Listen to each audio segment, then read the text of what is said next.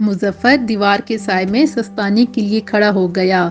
اس وقت حبس کا عالم تھا۔ شام کے 5:30 بج چکے تھے۔ عصر کی اذانیں مساجد سے ابھی ابھی ختم ہوئی تھیں۔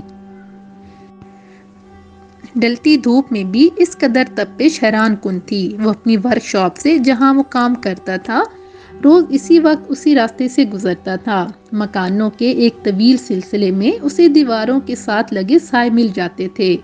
اس علاقے کے مکانوں کے سامنے ایک وسیع خالی جگہ تھی جو غیر آباد تھی۔ اس پر گھاس اور خضرو جنگلی پودے اگے ہوئے تھے۔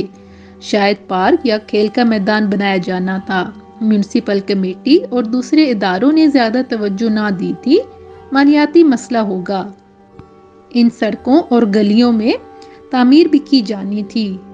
چوڑی سڑک پر رکشا اور ٹیکسیاں چلتی نظر آتی تھیں۔ موٹر بائیک اور کاریں بھی گزرتی تھیں۔ باقی گلیوں میں ٹریفک برائے نام تھا۔ گھر تک کا لمبا فاصلہ مظفر روز پیدل ہی طے کرتا تھا۔ پیدل چلنے کی اس کی پرانی عادت تھی۔ گاؤں میں تھا تب بھی طویل راستے پگڈنڈیوں کے ذریعے طے کرنے پڑتے تھے۔ وہاں تو شہر کی طرح سواریاں نہ تھیں۔ گاؤں کے باشندوں کے پاس زیادہ تر سائیکلیں ہوتی تھیں۔ کچھ پرانے زمانے کے تانگے اب بھی سڑکوں پر رواں دواں نظر آتے تھے۔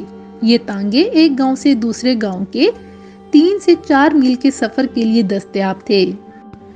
لاری اڈا جانے یا زیادہ فاصلے پر واقع ریلوے اسٹیشن کے لیے اکا دکا تانگے چلتے ہوئے مل جاتے تھے۔ موٹر رکشے کا رواج بھی ہو گیا تھا۔ مظفر پیدل چلتے چلتے سستانے کے لیے اس جگہ پر روز ہی رکتا تھا۔ یہ اس کی عادت سی بن گئی تھی۔ اس جگہ رکنے میں نہ جانے کیوں آرام اور سکون مل جاتا تھا۔ حیرت انگیز طور پر اس بستی کی کچی گلیوں کے مقابلے میں یہاں کی زمین قدرے ہموار اور نیم پختہ تھی۔ پہلی منزل کا چھجا 3 فٹ آگے تک نکلا ہوا تھا۔ کارنر کے مکانوں میں مالکان کو ایسی سہولت مل جاتی ہے۔ ایسے چھجے دوسرے مکانوں میں بھی دکھائی دیتے تھے۔ یہاں کھڑے ہونے سے بارش کے چھینٹوں سے بھی اچھی خاصی حفاظت ہو جاتی ہے۔ اس مکان میں رہنے والوں نے بڑی سڑک پر کھلنے والا کوئی دروازہ نہیں بنایا تھا۔ نہ جانے کیوں 2 دروازے گلی میں تھے۔ یقیناً ایک نچلی منزل کے باسیوں کے لیے ہوگا اور دوسرے دروازے کے ساتھ ہی اوپر جانے کے لیے سیڑھیاں بنی ہوئی ہوں گی۔ پہلی منزل کے چھجے پر کھلنے والی کھڑکی پر لوہے کی گرل لگی ہوئی تھی۔ کھڑکی کے دونوں پٹ باہر کی رخ کھلتے تھے۔ یہ کھڑکی عام طور پر بند ہوتی تھی اور اس پر پردے پڑے ہوتے تھے۔ اس دریچے سے ایک طرف ہٹ کر ذرا بلندی پر درمیانی سائز کا ایگزاسٹ فین لگا ہوا تھا۔ بارش سے پناہ لینے کے لیے اس طویل دریچے کا سایہ بڑا کارآمد تھا۔ ایک بار مظفر 10 منٹ تک بارش رکنے کے انتظار میں اس دریچے کے نیچے کھڑا رہا تھا اور بھیگنے سے بہت حد تک محفوظ بھی رہا تھا۔ آج بھی وہ حسب معمول اس کھڑکی کے نیچے رک کر تازہ دم ہونا چاہتا تھا۔ ابھی اسے وہاں کھڑے چند لمحے ہوئے تھے کہ اوپر کی منزل کے آدھ کھلے دریچے سے اس پر پانی پھینکا گیا۔ اس نے نظر اٹھائی تو ایک خاتون کا ہاتھ نظر آیا۔ خاتون کے ہاتھ میں ایک گلاس تھا اور وہ بچا ہوا پانی پھینک رہی تھی یا شاید ہاتھ دھو رہی تھی۔ مظفر کی زبان سے بے اختیار ایک جملہ نکل گیا اور اس کی آواز قدرے بلند تھی۔ اس نے کہا، یہ کیا بدتمیزی ہے؟ جملہ خود کلامی ہی تھی لیکن اس کی آواز پہلی منزل تک سنی گئی ہوگی۔ اب کھڑکی میں ایک خوش شکل عورت نظر آئی۔ مظفر نے اپنی گیلی قمیض گریبان کے قریب سے پکڑ کر اس کو دکھائی اور خاتون نے نادم ہو کر معذرت کرنے کے انداز میں ہاتھ اٹھا کر معافی مانگی۔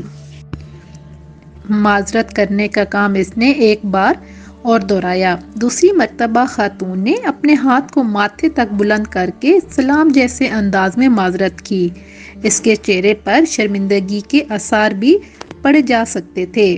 مظفر نے بھی بے اختیار ہاتھ اٹھا کر اشارے سے جواب دیا، یعنی وہ اس خاتون کی معافی کو قبول کرتے ہوئے بات کو نظر انداز کر رہا ہے۔ دوسرے اور تیسرے روز وہ حسب معمول اپنے وقت پر اسی راستے سے گزرا لیکن بغیر رکے چلا گیا۔ اچٹتی ہوئی نگاہوں سے جائزہ لینے پر اسے اندازہ ہوا کہ نیم وا دریچہ خالی نہیں تھا۔ شاید پردے کے پیچھے دو آنکھیں یقیناً اس کی منتظر تھیں۔ ایک بار اسے کھڑکی کی چوکھٹ سے ہاتھ بھی نظر آیا جس نے صفائی اور گرد جھاڑنے کے لیے ایک برش تھاما ہوا تھا۔ گویا خاتون اپنی موجودگی کا احساس دلانا چاہتی تھی۔ یہ خاتون ایسا کیوں کر رہی ہے؟ کیا وہ اتنی آزاد خیال ہے؟ اتنی بے باک ہے؟ کیا وہ ہر راہگیر سے اس طرح کا رویہ رکھتی ہے؟ صورت سے تو ایسا نہیں لگتا تھا۔ چہرے سے وہ ایک گھریلو خاتون معلوم ہوتی ہے۔ یقیناً اسے میری شخصیت کا کوئی پہلو اچھا لگا ہوگا۔ خاتون سانولی رنگت کی تھی لیکن اس کا چہرہ جاذب نظر تھا۔ کھلی پیشانی، بڑی سیاہ آنکھیں، بھرے بھرے گال، متوازن ہونٹ اور ناک، سر پر سلیقے سے ڈالا ہوا آنچل۔ میک اپ کے بغیر ایسی شخصیت صرف خاندار خاتون کی ہی ہو سکتی ہے، لیکن وہ دریچے میں ہر روز اس طرح کیوں بیٹھی ہوتی ہے؟ چوتھے دن مظفر اس راہ سے گزرتے اپنی پسندیدہ جگہ پر رکا۔ چوڑیوں کے چھنکنے کی آواز سے معلوم ہوا کہ وہ منتظر بیٹھی ہے۔ دفتن پانی کے کچھ چھینٹے نیچے آ گرے۔ کیا وہ راو رسم بڑھانا چاہتی ہیں؟ اس مرتبہ مظفر نے ایک بار بھی نگاہ اٹھا کر دریچے کی جانب نہیں دیکھا اور دوسرے مکانوں کی دیواروں سے قریب قریب چپک کر گزرتا چلا گیا۔ اس نے سوچا کہ یہ سلسلہ بڑھایا جائے تو کوئی فلمی کہانی بن سکتی ہے۔ نہ ہی میں اتنا حسین ہوں، نہ آزاد خیال، اور نہ وہ خاتون پریزاد۔ کیا کوئی خاتون بغیر کچھ جانے کسی میں اتنی دلچسپی لے سکتی ہے؟ میں کوئی فنکار نہیں، کوئی شاعر نہیں، کوئی مصور نہیں، کوئی مجھے جانتا ہی نہیں۔ آخر اس نے مجھ میں کیا دیکھ لیا؟ اس بات کو 3 ہفتے گزر گئے۔ مظفر نے راستہ بدل لیا تھا۔ 3-4 بار اس کے قدم بے اختیار اس راہ پر اٹھ گئے، لیکن وہ اس ججے کے نیچے ٹھہرے بغیر گزرتا چلا گیا۔ اس کو علم ہی نہ ہو سکا شاید منتظر نگاہیں اسے ڈھونڈ رہی ہوں۔ مظفر ایک اچھے اور بڑے سیٹ اپ کے ورک شاپ میں ملازم تھا۔ مالک سے اس کا معاہدہ تھا کہ وہ ہر روز صرف 5 بجے تک کام کرے گا۔ جو ہی 5 بجتے وہ اپنے حصے کا نامکمل کام کسی اور ورکر کو سونپ کر چل پڑتا یا دوسرے دن کے لیے سنبھال کر رکھ دیتا۔ اسے دیر تک کام کرنے اور اوور ٹائم کے اضافی پیسے مل جاتے، لیکن اس کے بے نیازانہ رویے میں کبھی تبدیلی نہیں ہوئی۔ مالک اس کی قدر کرتا تھا۔ وہ ہر کام پلاننگ سے کرتا تھا، سب سے بہتر کام اور سب سے مختصر وقت میں۔ یہ اس کی خوبی تھی۔ وہ سب کی رہنمائی کرتا، خام مال کو بے جا استعمال نہ کرنا اور اس کی باقیات کا بھی مناسب استعمال کرنا مظفر کو قابل قدر بنا دیتا تھا۔ اسی لیے ورک شاپ کے 25-30 ملازمین میں مظفر کو استاد کا درجہ حاصل ہو گیا تھا اور وہ اپنے سے جونیئر یا نو آموز ورکروں کو کام سکھا کر آگے بڑھا دیا کرتا تھا۔ عزت اور احترام کا رشتہ دونوں طرف تھا۔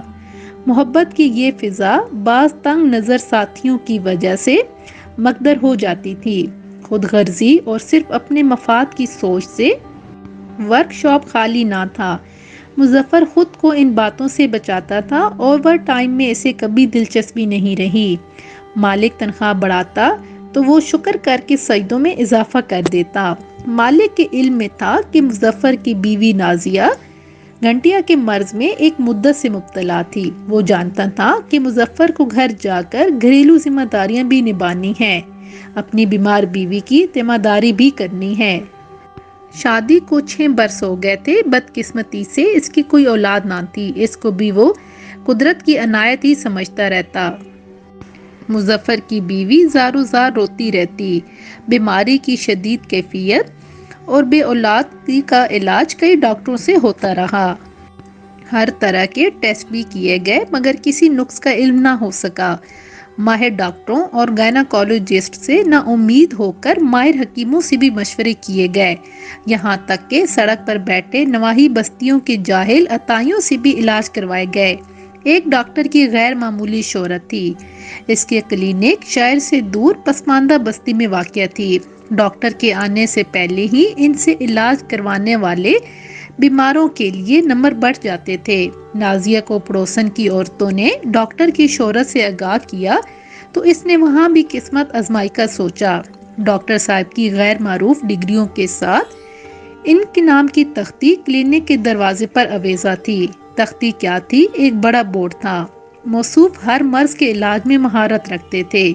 آنکھ، ناک، کان، پیٹ کے امراض اور بواسیر وغیرہ کے امراض کے علاوہ کینسر کے مریض بھی یہاں سے فیض یاب ہو سکتے تھے، یہ ان کا دعویٰ تھا۔ نازیہ گنٹیا کے علاج شہر کے ماہر ڈاکٹروں سے کروا رہی تھی۔ ان کی تجویز کردہ دواؤں سے وقتی آرام مل جاتا تھا۔ اب اس نے نئے ڈاکٹر سے ملنے والی دوائیں کھانی شروع کی۔ حیرت انگیز طور پر ان دواؤں سے اسے کافی افاقہ محسوس ہوا۔ یہ دوائیں گولیوں کی صورت میں بھی تھیں اور کیپسول بھی تھے۔ یہ رنگ برنگے کیپسول صرف یہاں سے حاصل کیے جا سکتے تھے، بازار میں کہیں نہیں ملتے تھے۔ اس کلینک تک آنے کے لیے مظفر کو رکشے میں سفر کرنا پڑتا تھا، جس میں اچھا خاصا کرایہ لگ جاتا تھا۔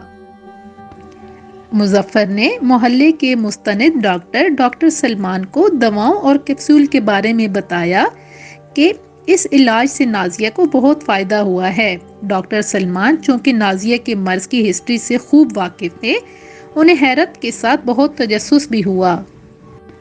ان کی 15 سال کی میڈیکل پریکٹس میں یہ بہت عجیب بات تھی۔ ایلوپیتھی طریقہ علاج دنیا میں بہت مقبول ہے۔ ملک کی فارماسیوٹیکل کمپنیاں زیادہ تر غیر ملکی ہیں۔ وہ اپنے برانڈ متعارف کروانے کے لیے مقامی اداروں کی خدمات اور وزارت صحت کے ماہر اور ذمہ دار ساتھیوں سے اعلیٰ پیمانے پر روابط رکھتی ہیں۔ ترقی یافتہ ملکوں میں برسوں ریسرچ کے بعد یہ دوائیں مارکیٹ میں لائی جاتی ہیں۔ ان کے ممکنہ سائیڈ ایفیکٹس بھی اپنے لٹریچر میں درج کر دیے جاتے ہیں۔ ان کی مقدار کا تعین بھی برسوں کی تحقیق کے بعد کیا جاتا ہے۔ ایلوپیتھی کے علاوہ دوسرے طریقے علاج بھی مقبول ہیں۔ ان کی باقاعدہ تعلیم اور اسناد دی جاتی ہیں۔ عطائی ڈاکٹر معاشرے میں پھیلے ہوئے ہیں۔ حکومت ان کی گرفت کرنے میں مکمل ناکام ہے۔ ڈاکٹر سلمان نے مظفر سے نازیہ کو فائدہ پہنچانے والے چند کیپسول مانگے تھے تاکہ لیبارٹریوں سے ان کا تجزیہ کروایا جائے۔ ڈاکٹر سلمان کے تحقیقی اور معلوماتی مضامین ایک معروف اخبار میں چھپتے تھے۔